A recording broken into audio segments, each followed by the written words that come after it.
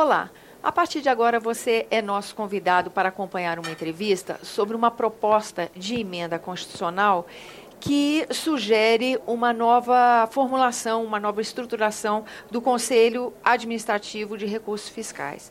Eu não sei se você está lembrado da Operação Zelote da Polícia Federal, que tratou justamente uma investigação sobre o CARF e que denunciou distorções nas relações entre as empresas que tinham multas a serem pagas, justamente com esse conselho. Esse trabalho da Polícia Federal acabou acionando o Senado, motivando a formação de uma comissão parlamentar de inquérito para ajudar nessa investigação.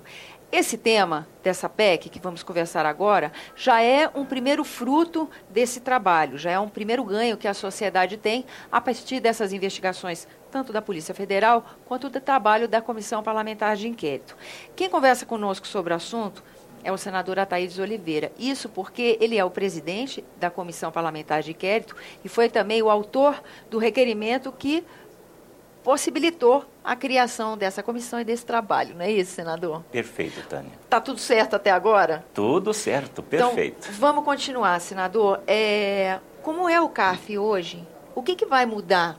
Como é essa proposta de emenda à Constituição? É interessante, Tânia, que nós possamos aqui, neste momento, levar para o povo como é que funcionava, então, esse contencioso chamado CARF, esse Conselho Administrativo, né, dessas ações, dessas autuações. Esse conselho era formado por 216 titulares e 144 suplentes. A metade destes conselheiros eram auditores da Receita Federal e a outra metade eram representados pelas entidades diversas, como da indústria, do comércio, dos bancos, da ordem dos advogados, enfim.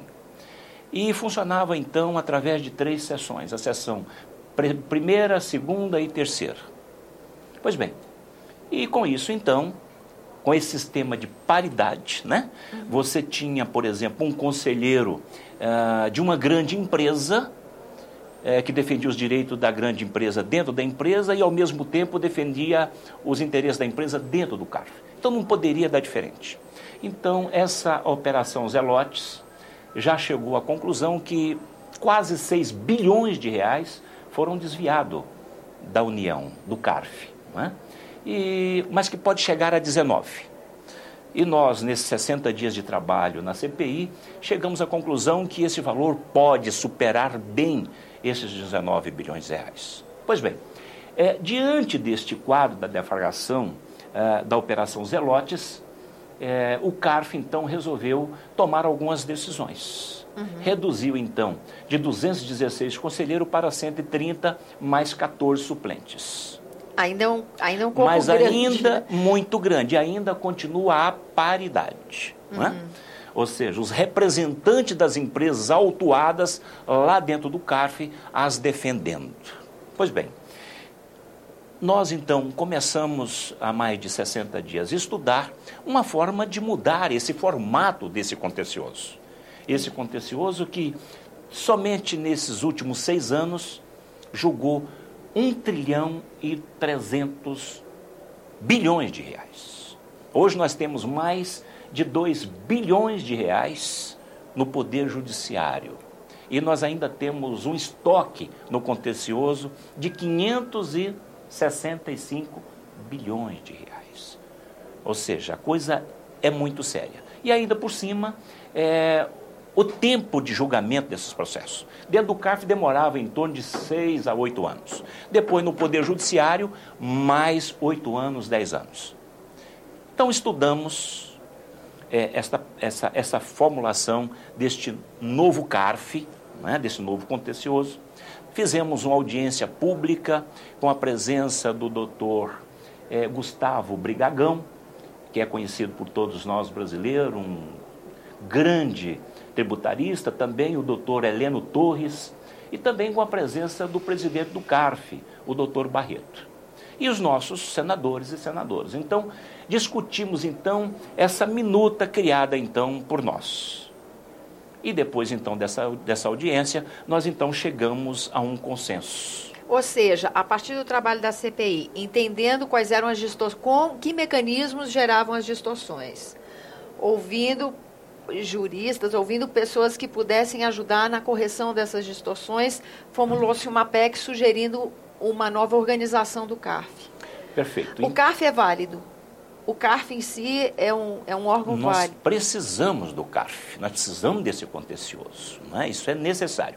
O mundo todo tem essa segunda instância administrativa para julgar esses processos. Então, ele é fundamental.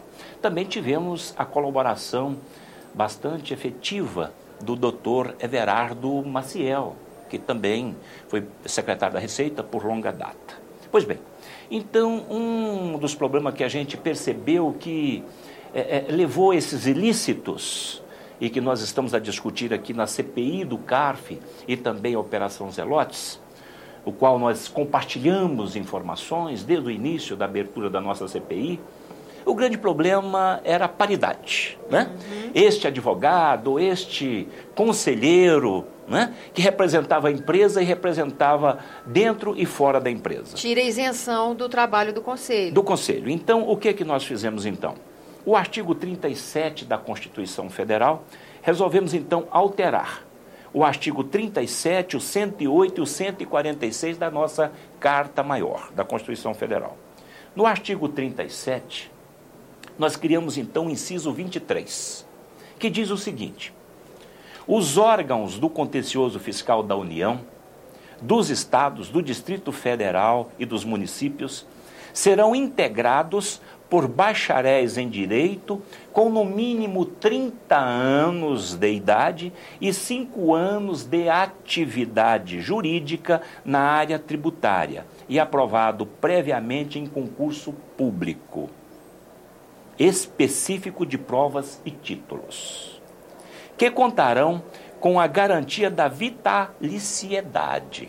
Vitalício? Isto. E também com a presença do Ministério Público. E vitalício é bom, senador? Muito bom. Porque quê? assim, o cidadão, evidentemente, antes dele cometer um ilícito, antes dele ser corrompido, ele vai, então, imaginar que ele tem um cargo valiosíssimo na mão. Como os magistrados. Como os magistrados, né?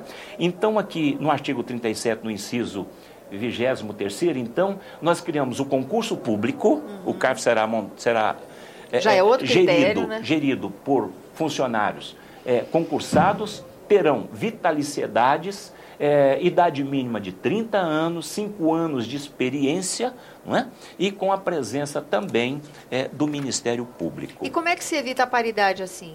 Esse advogado que passou no concurso, que vai tomar posse, ele não pode estar advogando, ele não pode ter um cliente que não tem como? Não, ele será um funcionário público com horário integral, não é isto? E vitalicidade, enfim.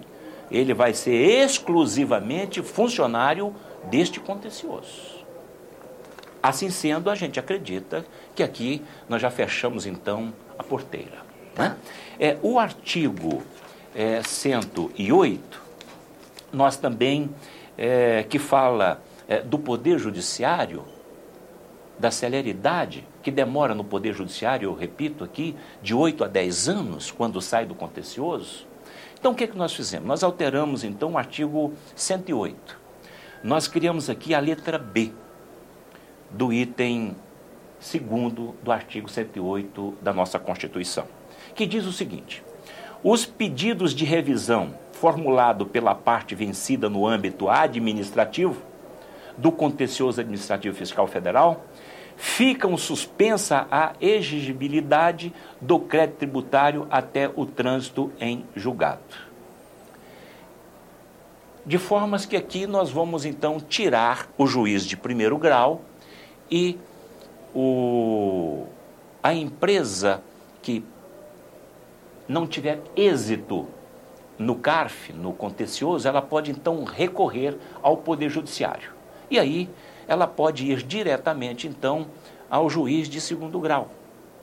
E aqui nós estamos extinguindo também a exigibilidade daquele depósito compulsório.